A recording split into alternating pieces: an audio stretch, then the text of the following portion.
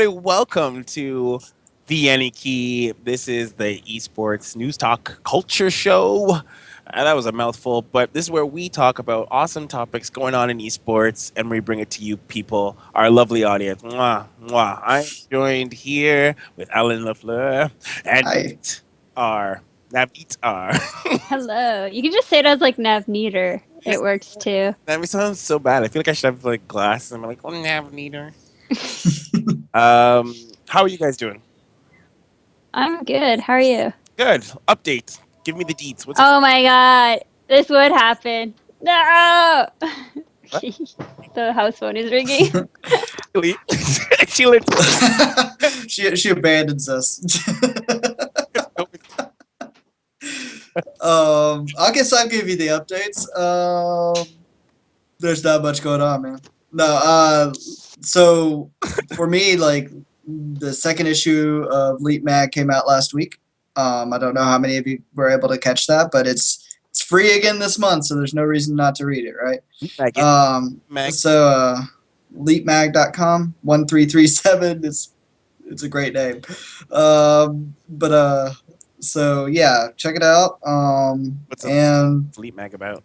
oh, it's just it's a digital esports magazine. Like And Weekly All In, sort of. no, it's a That's like monthly. StarCraft Basis is like, oh, monthly. It's a monthly magazine that covers an assortment of esports, not just like one general one, not just just everything. This month I had articles, I had an interview with Aframu, League of Legends pro player, an interview or a profile piece really on a Smite pro player, and I previewed the League of Legends playoffs as the best I could.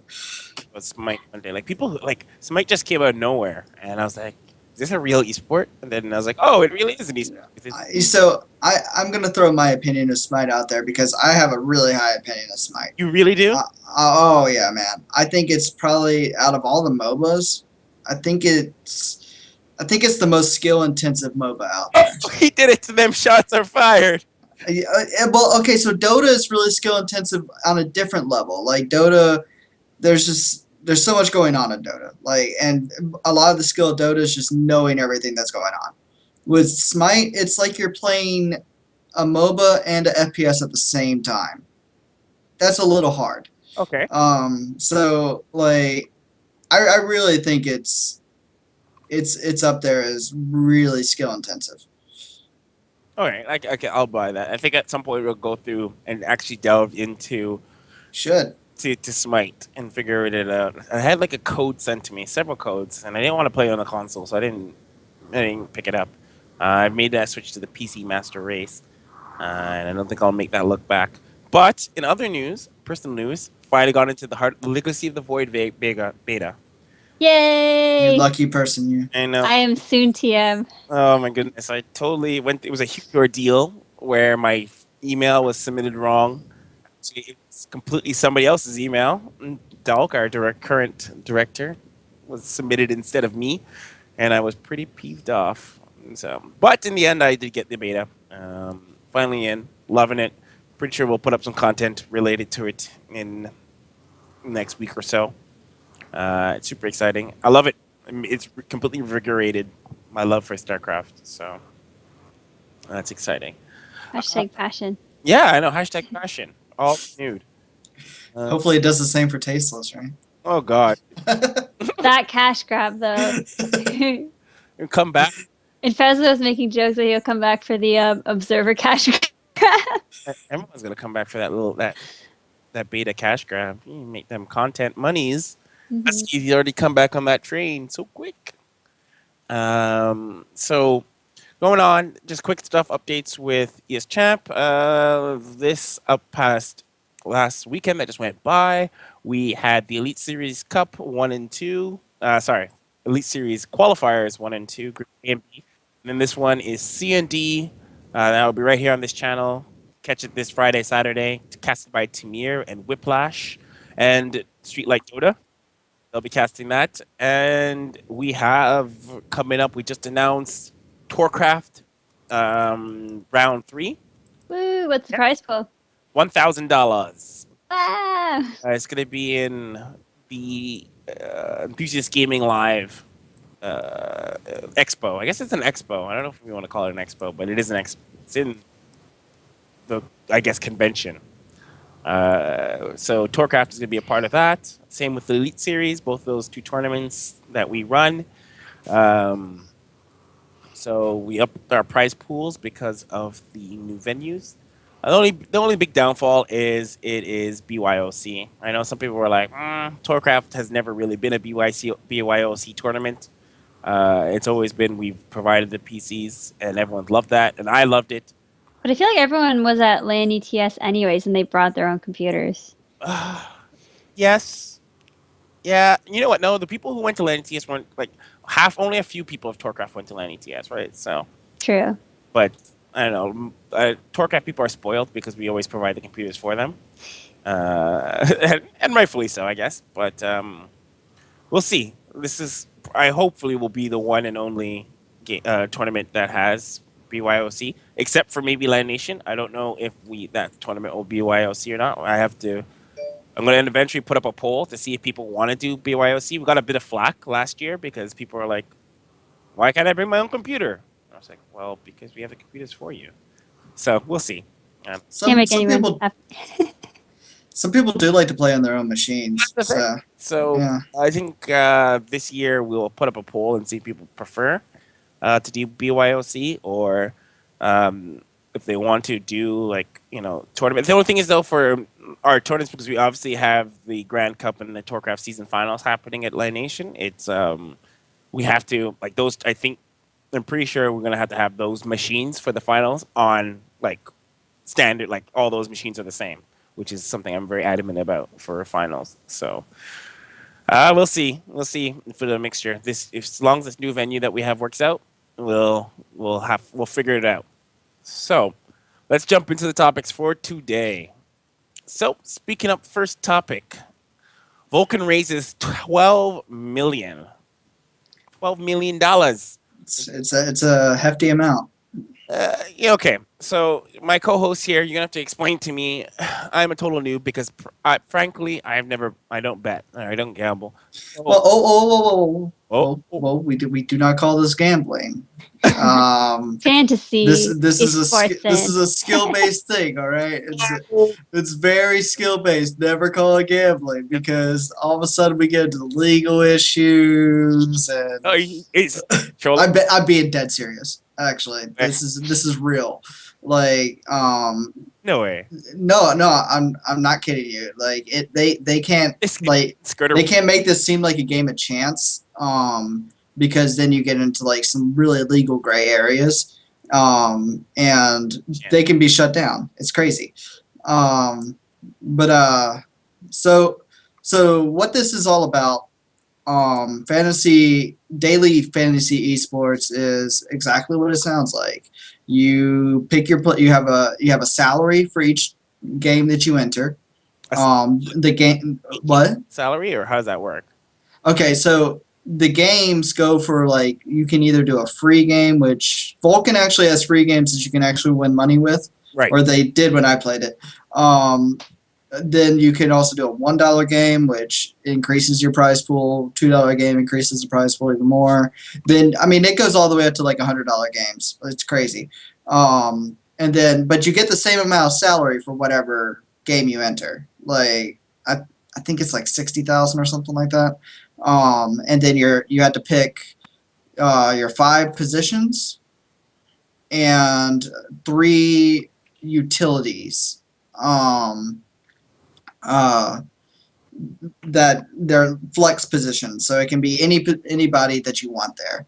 And then Vulcan does this thing called Make Shot Caller, where you choose one player whose points will be 25% higher. Yeah, I think they do that mostly for tiebreakers. But so I actually kind of worked with their competitor Alpha Draft, and setting up their whole scoring and all that. Okay, so,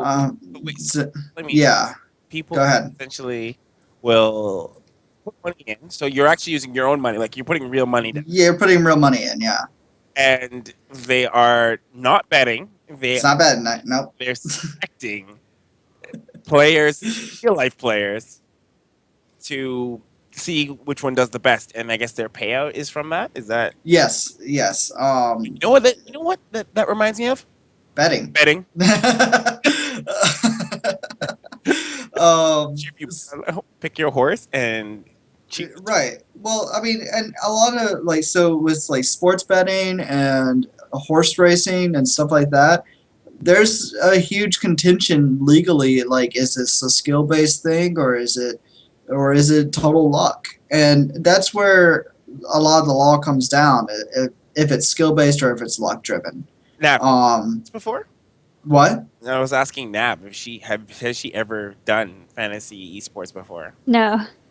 If you like, I have not made. I've never bet. So I did March Madness, if that counts. Is that pick? Sure. I put $10 down. Yeah, you told me about that. Yeah, and I came in fifth out of a pool of Okay, 70 so people. Woo! right now with Vulcan, who's raised a whole bunch of money. So Yeah. this is lucrative. Oh yeah. They were kind of first to market.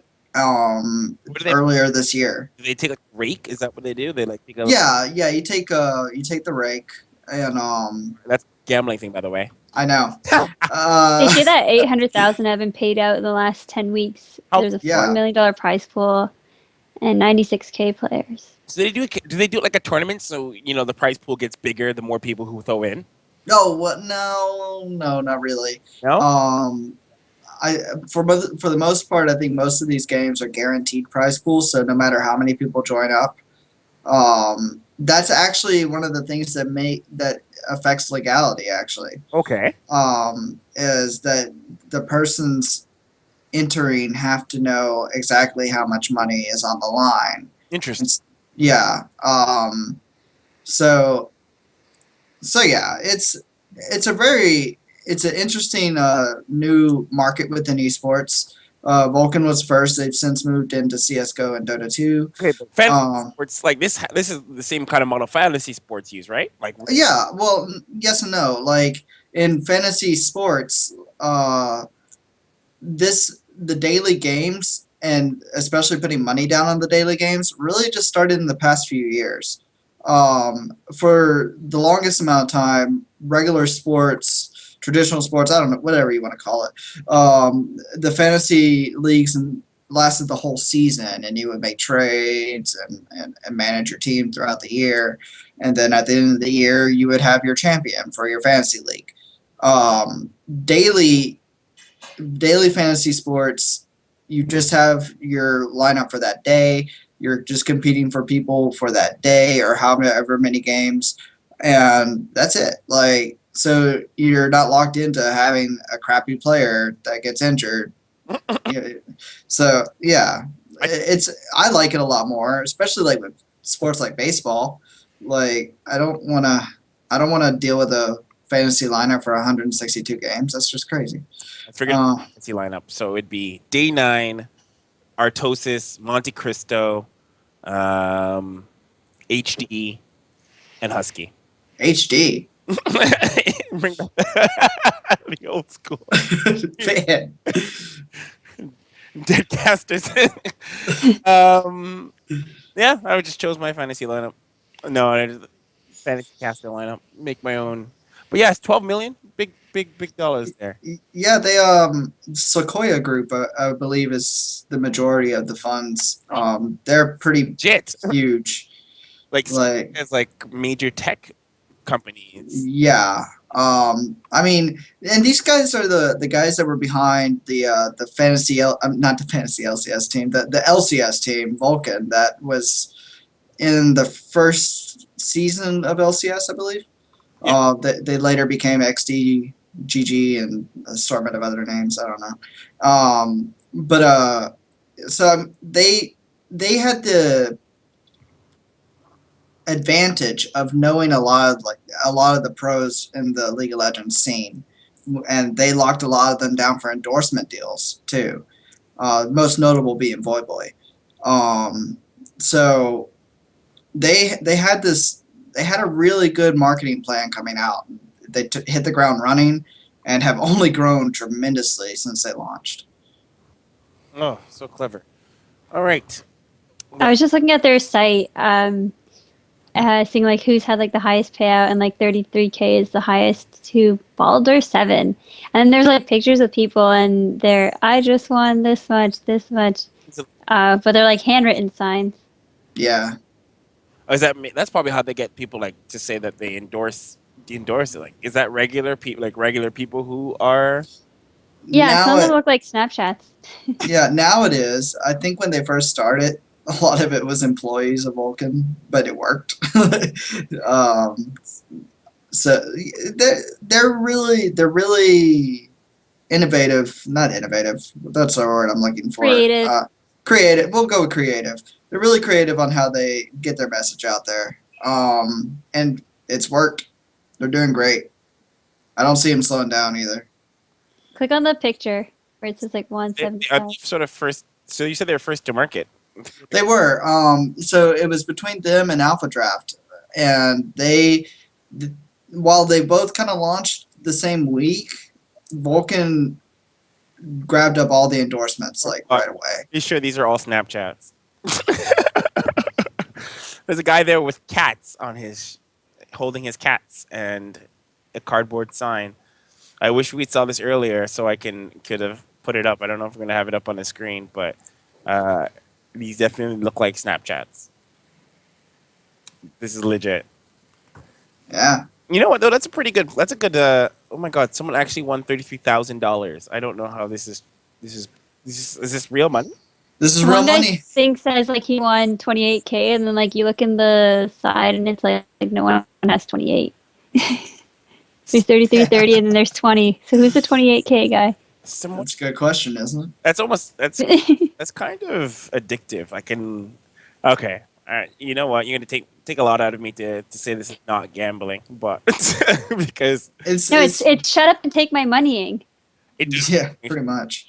because Like, I mean, being able to turn your knowledge of League of Legends, Dota 2, or CS:GO into money, like that's pretty enticing. pretty good. My esports prowess. Yeah. Oh my God, this is kind of tempting. I have to admit. It's kind of tempting to be like, okay, well, you know what? If I know a lot about a game, I could make X amount of dollars in one day. Can I use Canadian Tire dollars? I don't think anyone. That's the guy who won 28K on the very top. Yeah, but then if you look in the chart on the right, there is no one with 28K. Yeah, well, it's obviously no longer the same, right? It's probably changed. Hall of Fame, though. Oh. Oh. Well, you know what? Something has to be going on in there, and there must be something to this thing. So yeah, that's enough about Vulcan. I think that I would like to explore it, even though I don't gamble. And if it's not gambling, I guess I could Yeah, man. You're not gambling. not gamble. Invest like $20 and then let us know on a later episode if that turned into anything. Do they do StarCraft? No. Oh, I don't know how they would do StarCraft either. only mobile. Be- well, MOBAs and CS:GO kind of fit because you have the kills, the assists, the deaths. That's how you score it. You know what? Like, About it, there is an actual tab that says 100% legal. Just yeah, in case you questioned it. right. Well, I mean, you should. Like, you should question it. You should question everywhere where your money goes. Am I really getting a Cinnabon for $4? Yeah. It's Is that legal? I didn't know that's the most. Draken loves Cinnabon. My God, it is my kryptonite. I can't even. It's just to me, like it's really bad. Yeah, I might have an addiction. Okay, so moving on to the next item. This is fun. This is actually not even remotely esports related, but I had to mention it because I thought it was hilarious. Twitch Plays Man, specifically the Old Spice Man. And by Old Spice Man, I don't mean Mustafa. I just mean a regular man. So what's going to end up happening at some point, actually, I believe it's the 16th of this month, Old Spice is going to put a person on Twitch, and the chat will control everything he does for the day. Now, if you ever remember Twitch plays Pokemon, that annoying little goldfish that would, you know, or like when Twitch would just go on the chat and they would just, hammer things to get the Pokemon character to move around and maybe leave the house. Man, I watched it for hours. It's like that, but it's a human being, and I think random things are to jump out at him. There And must be boundaries, like walk into open street. No. it's actually confined to this random, well, not random, confined to this like stage. It's like a stage where only they can, where only the Old Spice person will be. They will be in the stage, and things will pop out, and things will happen, and I don't know. It's just this Old Spice guy in this room, so it's really different. Kudos to Old Spice; they have the best commercials. Um, uh, Weren't they like a dying brand at one point, and then this whole Old Spice man revitalized it or something? Pretty sure they were a dying brand. But Yeah. dying brand, they were just weren't as favorable with young people, right? Right. Like, okay, Yeah. I think They had to play catch up to Axe. yeah, Axe was pretty much tearing it apart for them, against them, and from what I could tell, and uh, then this Old Spice guy came and pretty much pushed it to the next level for them. So I don't know. I'm on board. I like Axe. I personally do use Axe. Uh, I just Do you smell like pubescent teen? I don't even know what that means. You best tea.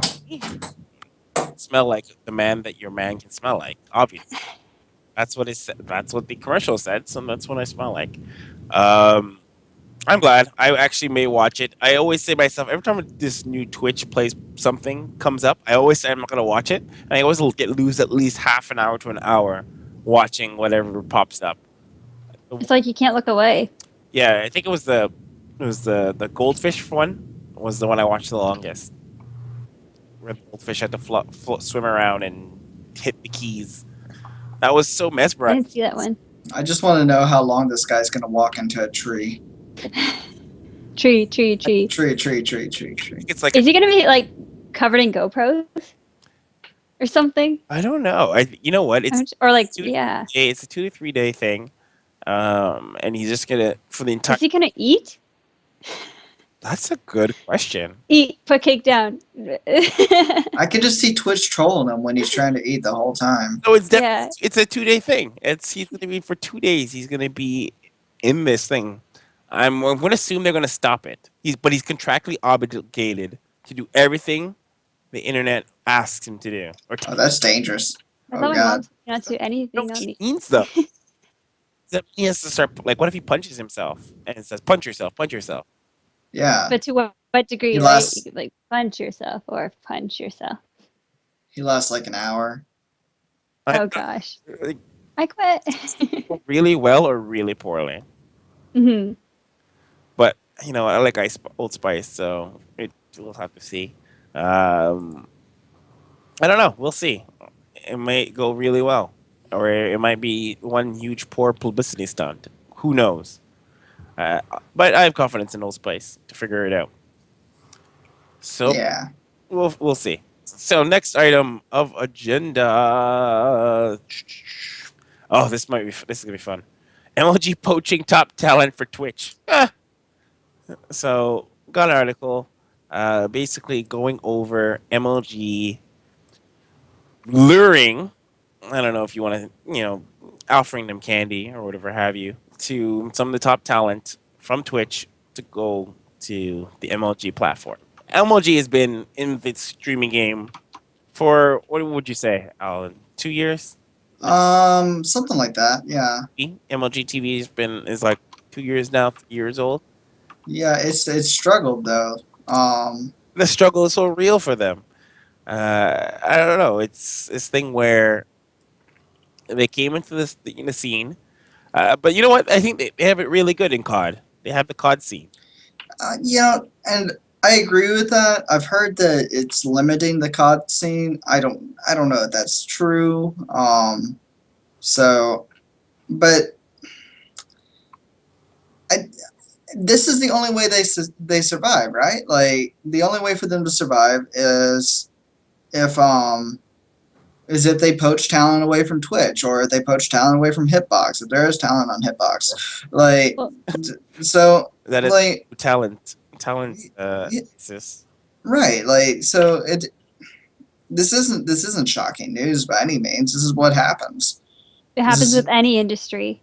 yeah, You're always trying to scoop up the top talent anywhere. And now YouTube, whenever they enter into the scene, are probably going to be doing the same thing. Okay, so bingo. So when I think about this, I say to myself, I kudos to MLG trying to snoop it up. The problem is right now, nobody.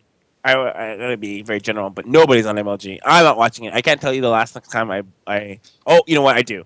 The Columbus? oh no, the Join Dota tournament. We watched it on the weekend at my place. yeah, Was the last time and the first time I booted up MLG to watch anything esports related. Um, but I don't think that I feel like most people have this thing where they're like everyone's on Twitch, right? It's the Facebook effect. it is. And the only way that you can balance out the whole Facebook effect is if you have the community out there already that doesn't rely on Twitch. So MLG definitely has that, right? Now the whole MLG Columbus thing this weekend with Join Dota only I think the concurrence only got up to like what 25,000, something like that. Yep, 25. It wasn't a lot for a land that is culminating 3-4 months of worldwide competition. That's not a lot of viewers. Um, my biggest gripe with MLG TV is that it doesn't really work that great with my Chromecast, whereas Twitch does and YouTube does. So that's a problem.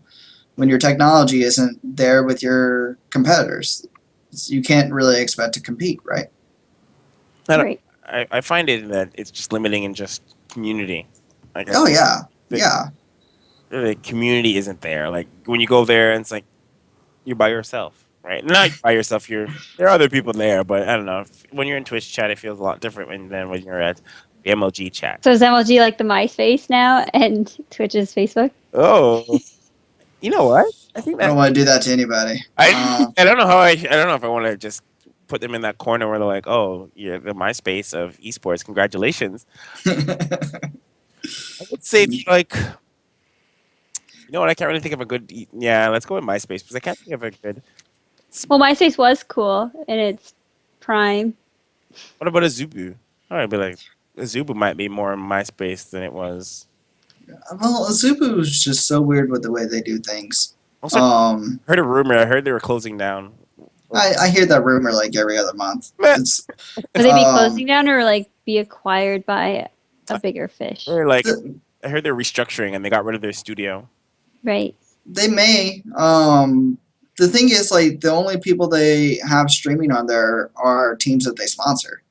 So, I mean, it's hard to really build up the community, like you said before, when you don't have like you don't necessarily have the correct people on there anymore. Um, so it's almost like they're destined. They are setting themselves up to fail.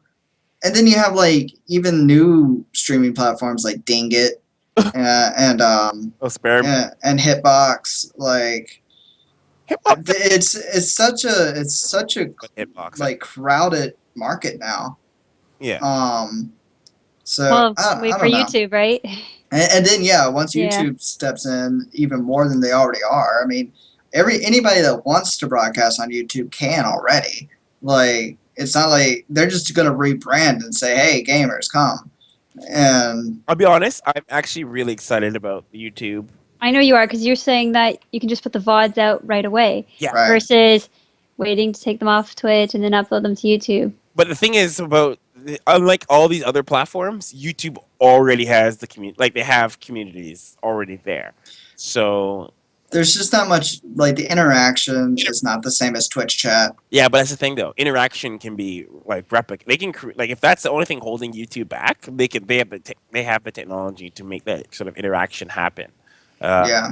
that's the thing. Like I agree. Like that's really the thing that turned me off about YouTube currently on the live. The interaction is super weak. But that's because YouTube never took it super seriously, right? In the very beginning, and then they added some extra tools, and they took it pseudo seriously. So I'm excited to see what their announcement will be when they put up YouTube Live or the new rebranded platform or whatever it is going to be called. Because if the tools are there and they're comparable to Twitch, I think it'll be I think it will be they'll have a much easier sell when it comes to poaching talent from Twitch than MLG or Hitbox because the audience is there. And I have to admit, like for most of the stuff, even the stuff for like we do here on the AnyKey, it actually does a lot better on YouTube than because it's discovery. This discovery is there. People stumbling on stuff on YouTube happens all the time, right? And then Right. set time, someone can come check it out at 1 a.m. They can check it at Right. It's not in this 1 hour window where you're hoping somebody stumbles. exactly, right? So it's YouTube is a strong behemoth, and the discovery is so strong on YouTube. It's difficult to say no, right? So like even a lot of the people we know on Twitch were first discovered on YouTube, and they just took the audience from YouTube over to Twitch, right? Yeah. So if anything, it's gonna But just then they go back to Twitch or back to YouTube to watch the VODs, probably. right. Oh, absolutely. Well, that's what it is, right? We have that sort of that kind of symbiotic relationship where you watch the live stuff on Twitch and you go to YouTube to watch the VODs. So, what if you don't have to leave YouTube? What if that's the question? What if I told you didn't have to leave YouTube? Which one will you choose, the purple or the red pill? Uh, So we'll see. But yeah, MLG poaching talent. A lot of people said they didn't take it. I don't know if that's going to be, And this is just the way it's always happened. Like, if you go to any event, you'll always see, like, the reps for either Twitch or Zubu or whoever they're trying to coerce really. some. Oh, yeah, man. Like, that's just the way it happens. Just imagine they'd be like, I got some candy back in this super van. Pretty much. Pretty much. You want some? Got some sweet CPM. Yeah. When MLG first launched, we knew somebody and they wanted us to stream on it, and we almost took it. And everyone else on the team was like, "You'll just go there to die." Don't go. Yeah. That's been always my complaint. Like, they offer, from what I understand, they offer up a lot of money to sign. But it's not gonna result in any, like, viewership. Like, you're not gonna grow as a brand on a Zubu or any of them really, other than Twitch, right? So that was the thing, is that that was it, is that we were worried we just wouldn't grow the brand, like it should grow. We wouldn't be able to doing that stuff because the lack of discovery on on the MLG, right? And the CPM was a lot better. The CPM on MLG is miles ahead of Twitch. But what good is the CPM if you don't have anybody there, right? So Right. And what's the ad fill rate like? Like, oh the CPM might be great, but if no ads are being filled, then, like, I've noticed lately, like with Twitch, I'll get the same ad 7 times in a row. Like, that can't be great. Like, that doesn't necessarily indicate that a lot of ads are being bought on the platform. So YouTube will do better in that regard also. oh, absolutely. YouTube's you can do like targeted commercials for your location too, can't you? yeah, on YouTube or on Twitch? Yeah, on YouTube. On YouTube, yeah. Oh, that's Yeah. Google and their army of ad buyers or ad men know exactly what to do. So I have to admit, I am a little excited. Twitch, forgive me, but You're saying like you want to see a competitor in the scene that actually can compete with Twitch. it makes it healthy, right? It makes it Yeah. Yeah. And it makes Twitch work that much harder. exactly. You know what? Though the VOD system going on in Twitch makes me weep. all every Yes. night. Like I get Oh man, it's so bad. the Twitch VOD system is just terrible. It's just so bad. And I tried to go with it. I decided for half a year that we'd focus on the Twitch VOD system and keep everything in one space, but it really was it was atrocious. So I don't know if we could, if in an ideal world, if we could have the VOD system of YouTube on Twitch, good. I'm on board. Sign me up, put the stamp on it, keep me here. You know what the thing is? I love Twitch. I love the people who work at Twitch. I like the community and stuff like that. But YouTube, I don't know. It's what's the second, number two largest search engine in the world, right? Next to obviously Google.com. Right. So you can't argue those numbers. But I guess we won't. This was more about MLG and their sadness, but I turned it into Twitch and YouTube. because I think YouTube is the future. But we'll have a. Well, once the YouTube one launches, it could even make MLG irrelevant with No, theirs. I think it's. Not irrelevant, like I mean, I think it will. people would. I- Yeah, okay. I No, that they'll always have the COD scene. They So- got those. Oh, they got them wrapped. Ah. Like Yeah, you're right because they do the tournaments. But all it will take is YouTube to start sponsoring their own tournaments. That's it. Yeah. but that's the thing. They have a lot of the COD players signed to exclusivity deals. But don't you think those have to run out eventually? Oh Yeah. yeah, but I mean they have to. YouTube or Twitch would have to step in and say, "Hey, we'll offer you more than whatever MLG's doing," and I don't see that happening with COD. I don't see that from Twitch, but I think that from YouTube. Like Mhm. Twitch already made their move, quote unquote, with another first person stream. I think we'll have a bit to talk about that in a little bit, but it's like I don't think that they really need COD. I think YouTube, though, on the other hand, will be like, well, what do we need to snap up? And What can we make Right. exclusive? so we make exclusive, right? And um, I think COD is a big fish, and they may try to whittle it down. I think like they did League of Legends on YouTube, the LCS one year, right? And I don't know. Oh, they still do. They do it. Riot broadcasts all the big tournaments on YouTube on their channel. But they also broadcast it on Azubu and Twitch all at the same time. Oh. So yeah, Huh. equal opportunity. That's interesting. I didn't realize. I wonder what the numbers are like on there. Um, I would always watch it on YouTube because I like the ability to like Really? rewind. You serious? Oh yeah, you were Yeah. saying that too, Draken. Yeah. You like that ability. Yeah, but I saw that, but I didn't know it was actually active. I thought that was going to come with the new. No, it's already active. To try to watch something live on YouTube. I really do. I have to make. Watch LCS one day on YouTube. I think the quality is just a better experience. To be brutally honest, I think going forward, when the YouTube thing launches, I'm definitely going to be someone to try it out. I'm going to maybe try it out, see what it's like. But Look at you technophile. I know I like to kind of explore new tech and new avenues. I think it's first mover's advantage. Sometimes is one of those things. I think you already could if you wanted to. I know. I don't know, but I still agree. I think right now it is that thing where it is the thing isn't there. The interactivity I feel isn't there, but Right. Yeah. I'll probably explore it at some point. So let's move on to another topic that we were going to make mention of. So this is something that is an interesting article. I don't know if it's much to how much we're going to bring into it or what to bring to the table and discuss it. But the title of the article is "Winners Might Use Drugs. Does esports have a doping problem?" Probably.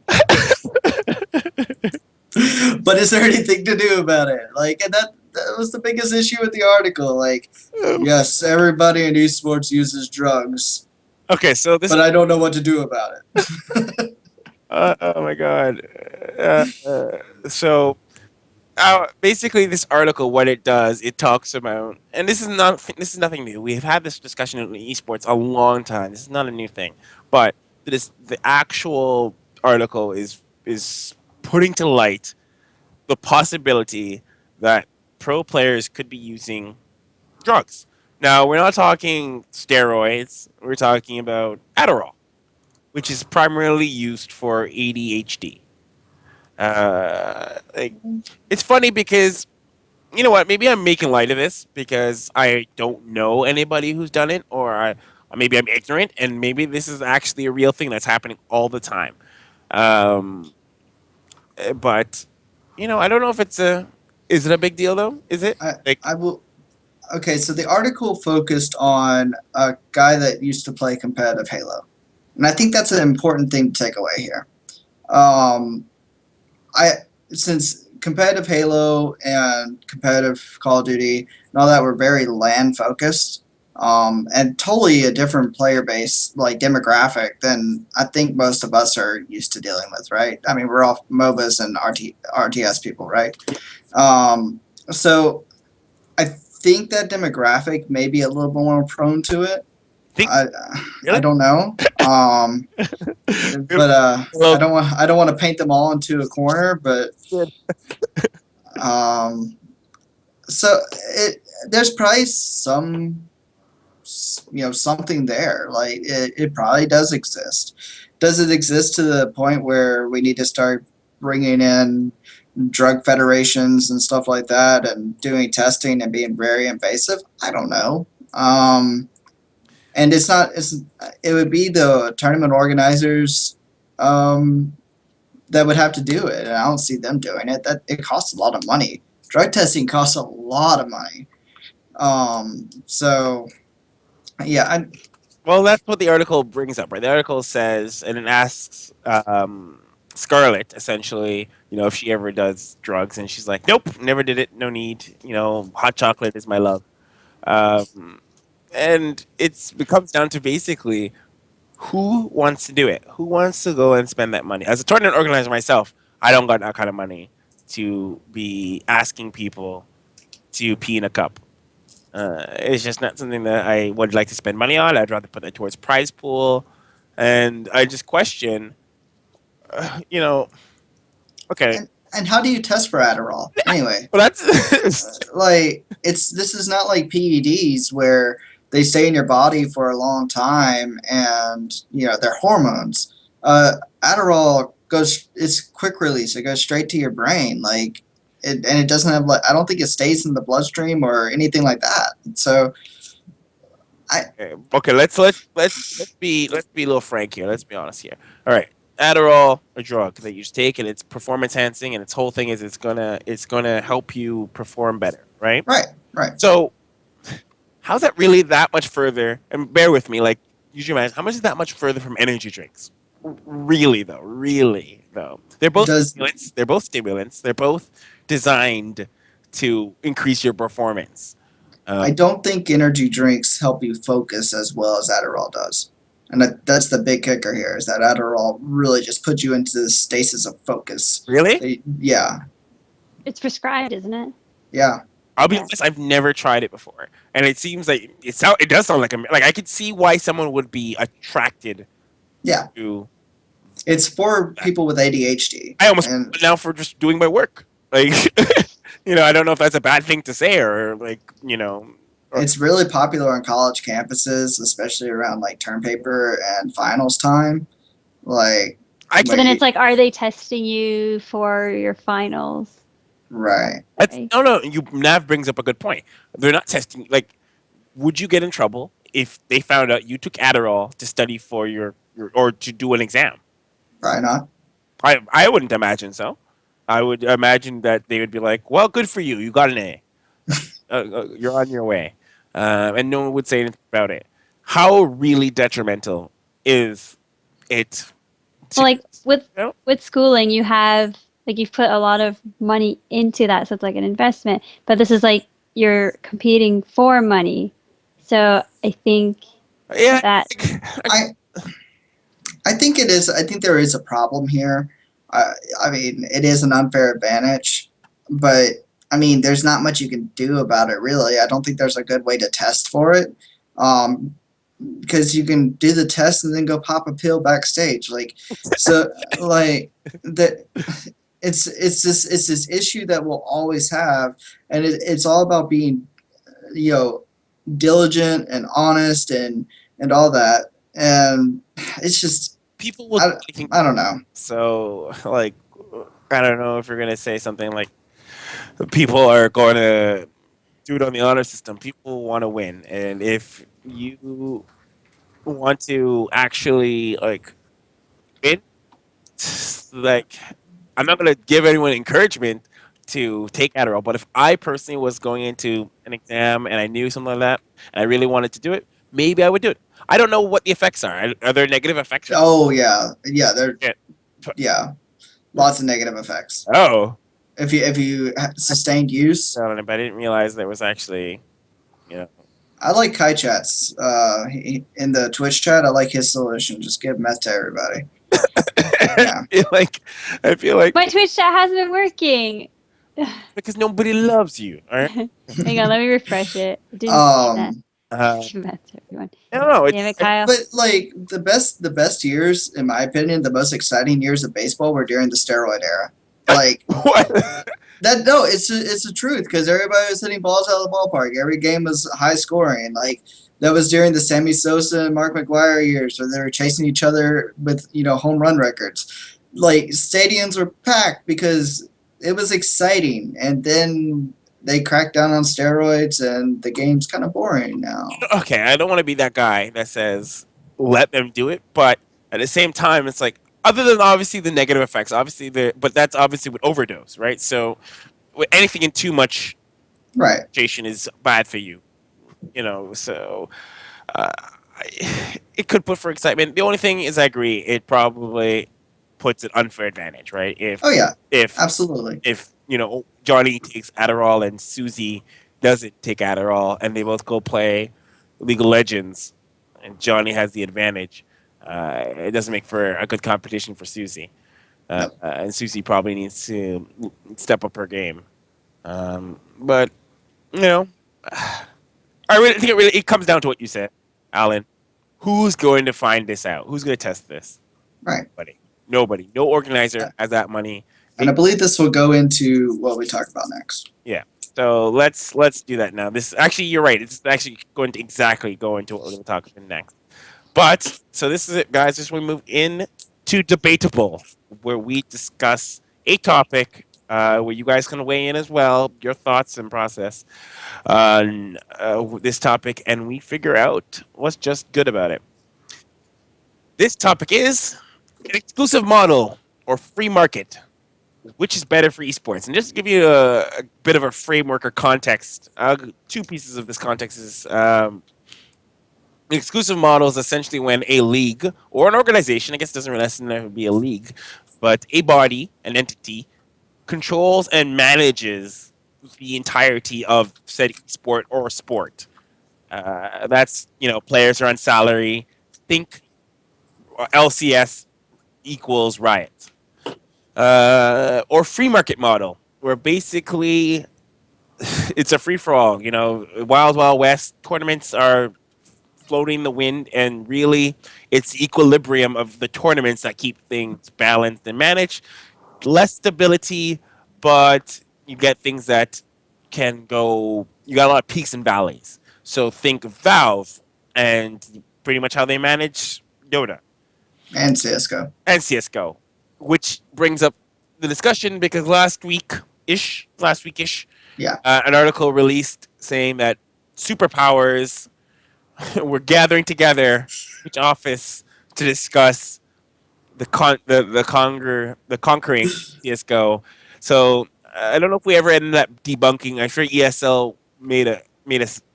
They backpedaled and it didn't get signed. I don't know if it was. Did they backpedal? I don't know if it was backpedal. As ESL was like, no, there's no such thing. I don't know what you're talking about. to me, that's backpedaling. You were thinking they were already in the office, and someone's like, "Oh, did you see what's on Twitter? Scramble, scramble!" And they all start jumping out the windows. Richard Lewis breaking up the tea party. He would like to believe that's what happened. He'll tell the story that way. So Vulcan, ESL, Twitch, and and assortment of professional teams. the professional teams were there. CS:GO's professional team managers, I guess, or owners. Owners. I Meaning, think it was owners. uh, Which a lot of let something else to bring in here is that the CS:GO professional owners are a lot of people that used to be involved with Riot and the LCS. So yeah. that might have something to do with it. Uh, currently, though, CS:GO is a free market model, Yeah. and the discussion was switching it possibly to be ESL exclusive. So ESL would be the equivalency of the LCS, but for CS:GO. Question mark: where is Valve in all of this? They don't care. They never have cared. Eh, Too busy giving 15% off on games and stuff. Steam sales about to come up. Guard your wallets. All right, so let's have the discussion: exclusive model versus free market model. Alan, you want to start us off? Your thoughts? So the first reaction I had when I saw this, I was like, "This is great. Really? Just do it," because Oh my god! this is the biggest problem in esports, and the biggest problem is stability. It's not prize pool. It's not anything like that. It's stability and making sure that we have something that can last not just 5 years, 10 years, 20 years, but for a much longer time. Like this is the type of stability that umbrella organizations like the Major League Baseball, National Football League, all those organizations have given to the players and the teams in their leagues. This is not like reinventing the wheel. This is just doing exactly what everybody has done in the history of sports. So I don't see a drawback here. Nav, before I want to know your thoughts. Do you actually have a thought on this before I just jump in this? Well, my concern is with the players. Like sometimes, like you know how like with traditional sports, you have like I don't even know what it's called, where all the players are protected. Yeah, Yeah, Like if that's they're traded, a right? bargaining agreement. Yeah. Well, I don't feel like we have that in esports, and we kind of need that because it's like, oh, hey, the next day, you're no longer on our team. Oh, Right. okay. That happens to a lot of people. I mean, that even happens to LCS teams, so there's no real bargaining agreement there either. But Riot Uh, just that though. right, but the whole Riot, the LCS is exactly what these guys are shooting for. So I don't know if there would actually be a bargaining agreement in this. I'm that usually so the way that bargaining agreements work in traditional sports is that there is we'll use the NFL for an example. There is the NFL and then there's the NFL Players Association. And the Players Association goes to bat for the players against the NFL and the team owners to for whatever reasons that they have. And so that organization would have to be created alongside whatever league or organization is set up for the exclusivity. Okay, so here's my I am 100% on the free market. In terms of I hear everything you guys are saying, and I think that it's true. Stability has been this thing that people in esports have desired and it's craved. But I feel that when you put too many eggs in that one basket in this instant already, still this young industry, I don't think it's the best form for the tournaments. And we have developed so many unique and colorful tournaments from the free market standing in terms of actual organizers.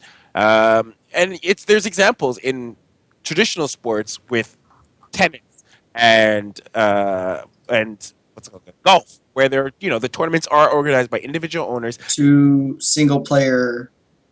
Yes. Okay. Okay. Oh, you're gonna bring in the whole single versus teams. Oh no. Okay. All right. So yes, there's some truth there with the whole team versus singles sports. Moving carnival tournaments versus just static tournaments. But at the same time, a lot of times you have things where the actual the team owners. We even a long time ago, what we probably need more than anything is just a strong players association, right? Right, but who do the Players Association go to battle against? Like you have to like there. Right? Isn't that really what they the people who hurt from not having the teams is the organizers, right? If you have a players association and that players association says, all right, well, if you're not going to fall to these terms, that all the teams, all the teams or players in this association simply won't attend your tournament, like Kespa. Kespa is a perfect example. Like, okay, I should hold up before I get crucified, but Kespa, for all its evils, is a powerful and strong players association. It, for them, whatever for good or for bad, love it or hate it, Kespa protects Kespa players. When Kespa players, if you don't deal and do what Kespa says or what Kespa wants, they just simply don't send their players. Their players simply don't go where you want them to go. Exactly. And, Kespa kept StarCraft Brood War relevant in Korea a lot longer than it probably should have been. like, no, that's what it comes down to. Is Yeah. like, I think that instead of having, this umbrella organization for the organizers, instead the players need to come together, or not even the players, the player managers, not really the players themselves, but the player managers need to come together and form something. Like, there was something way back in Esports 1.0. I want to say it's the G7 group. I don't Yeah. know if that was It was like G7 or G8 or something like that. G7. Yeah. Yeah, so there was the original group, and that just needs to be. I think that model needs to be revisited, and I think people need to see how can that. Where did it fall? But I don't think it was necessarily a bad idea. I think maybe execution may have been poor. It may have been too early. Teams may not have been ready for it. But I think, the whole KESPA thing, the player association, where players negotiate because as an organizer, as much as I love it, like, we're nothing without the players. So if suddenly, all the major teams are like, well, you don't treat our players well, blah blah blah, or what's this? We're going to boycott your tournament.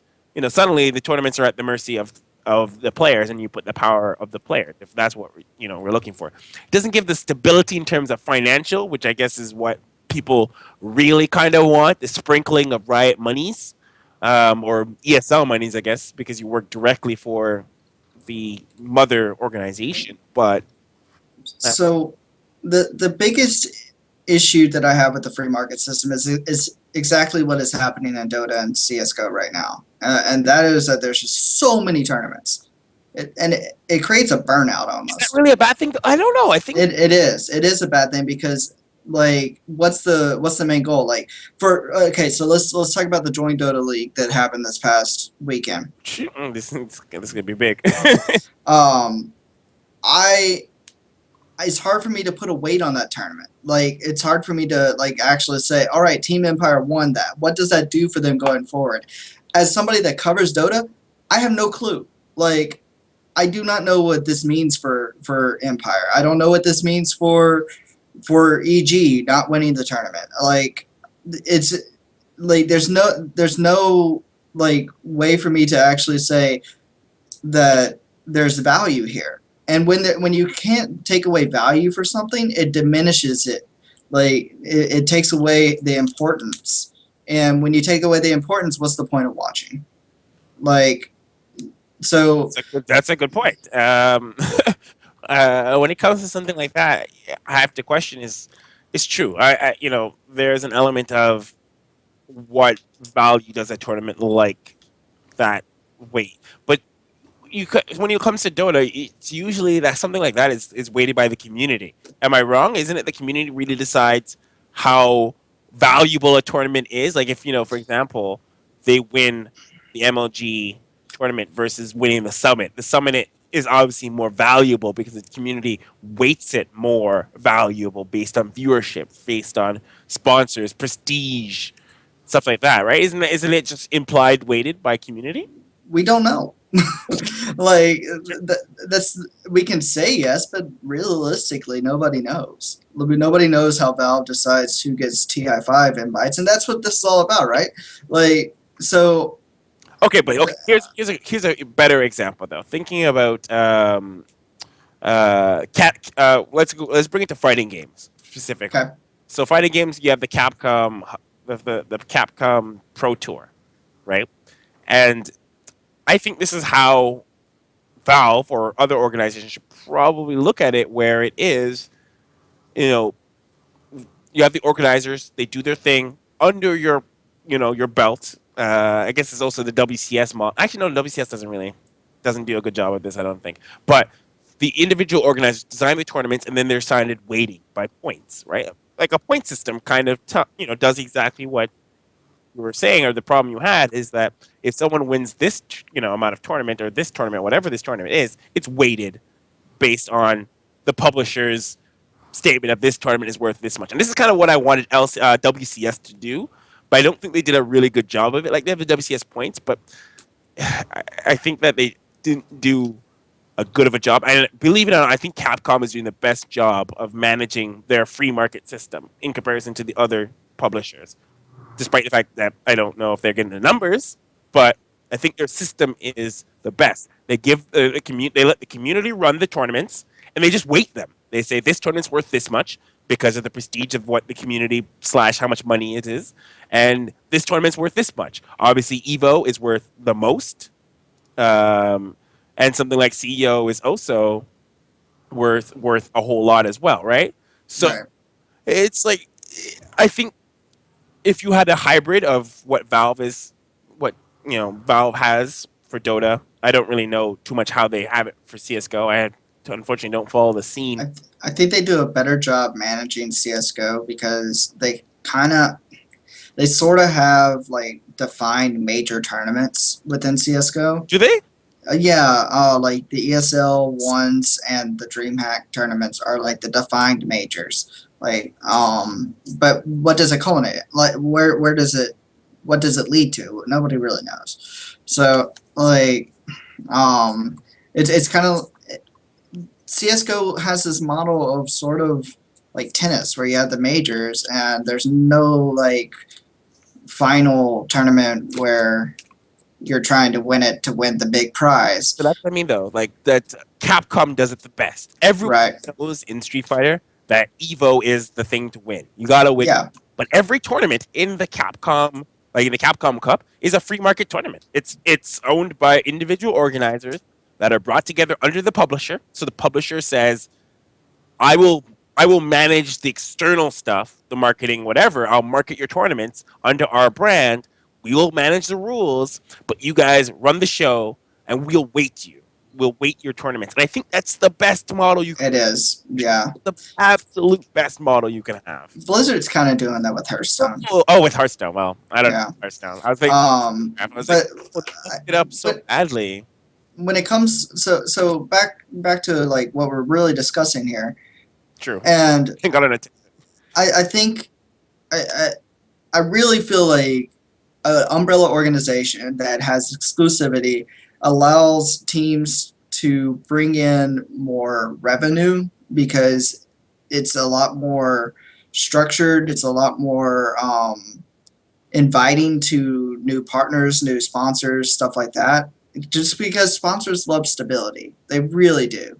And so there's that. Then it also allows for the players and the teams to collectively bargain against the umbrella organization. And all this stuff is like right now, every esport except for for League of Legends is very Wild West. I mean, even kind of StarCraft, even with the WCS. So everything's kind of really Wild West, and if we want to grow, if we want to succeed and be around with these games in 10, 20 years, we have to collectively get together, and we have to have umbrella organizations that say this is the way things work. And players have to have say in things. That's the only way we move forward. And so this was going to be a nice step, but the community definitely gave a lot of backlash to it. But what I will say, and this is, I don't speak for anybody but myself here. More often than not, the community is dead wrong when it comes to stuff like this. And people should not listen to them because they don't know what they're talking about. The pitchforks become so real. Nav, I don't bring them. I don't care. Thoughts? Well, yeah, my concern is always first the players, but if there's a sense of organization, just even with like schedules and stuff like that, like if there's, you know what I mean? Like if there's someone in place that's taking care of everything, then it's cleaner. But I know that you like the independence as well because you get like a bit of everything. I think, but there should be like a leader. Yeah. like the premier tournament for all Right. of the leagues. And that's exactly like I know like I think what you're talking about mostly, Drekken, is like amateur tournaments and stuff like that. Like you can still have that. In fact, whenever you had this big top echelon of an umbrella organization, it usually the way it has worked in every other sport, it creates an even more budding amateur scene for entrepreneurs. So Okay. Well, that's legit, and I think that's a good place to leave it off there. Um, that was great talk, everybody. I think that was a really strong topic, and I think we touched on some really valid points.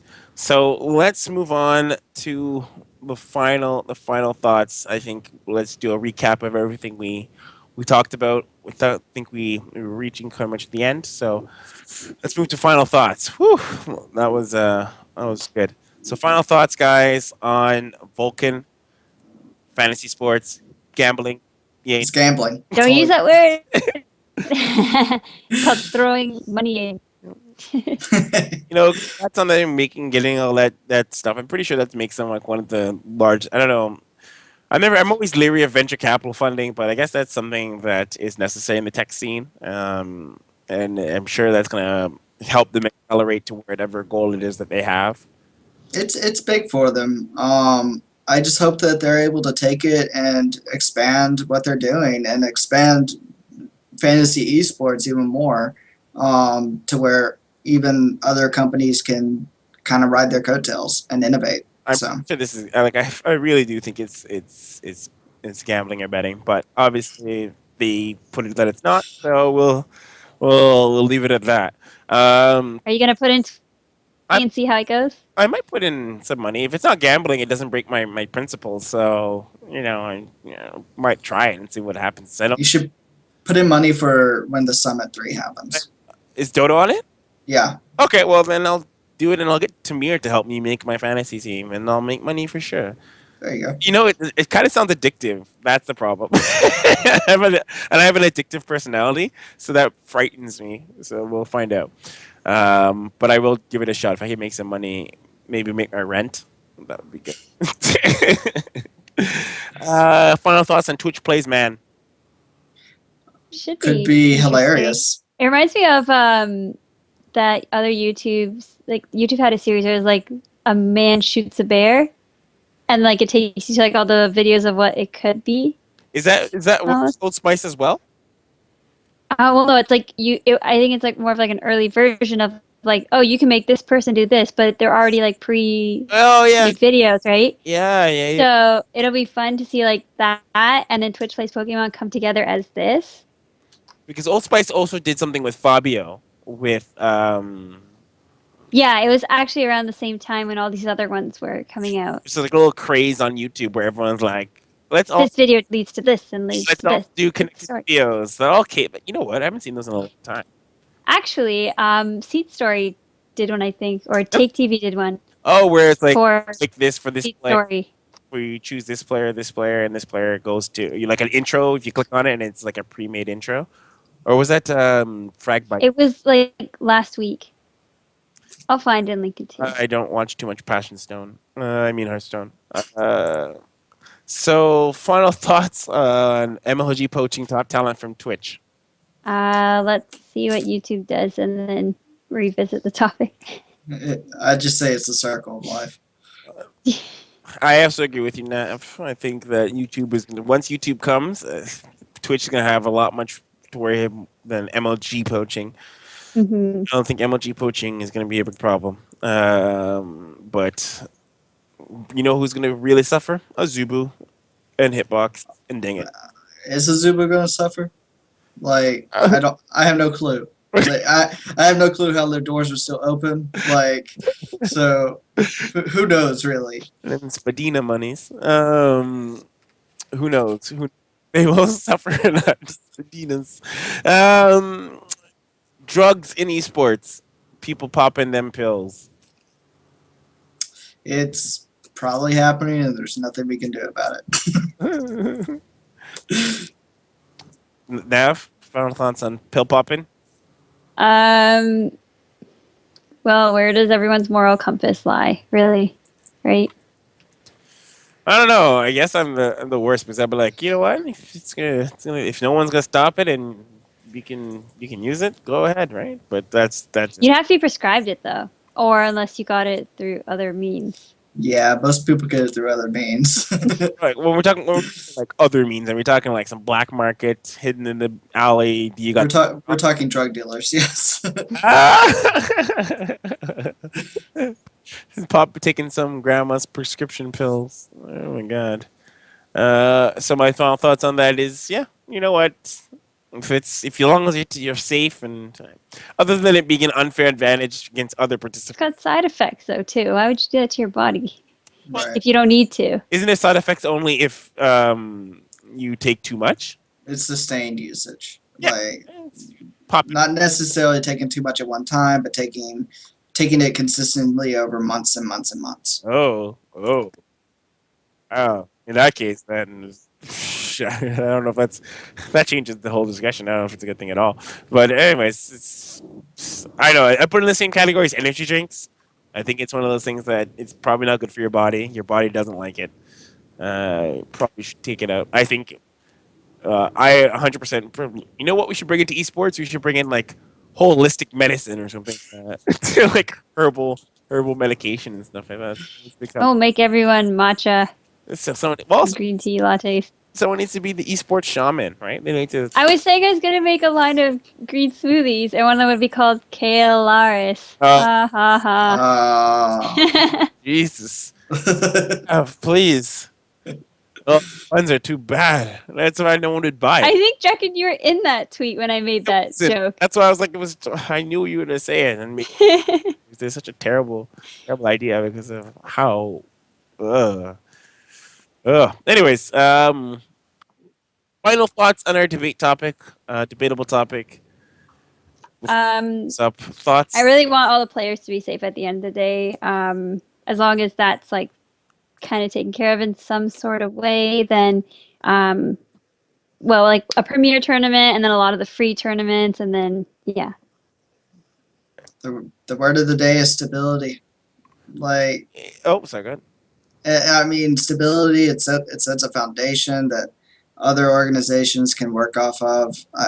It's the way to go. It really is. For me, though, it comes down to innovation, and it's not wanting the innovational tournament, the tournaments that with so many characters to be stifled. I'd like to see.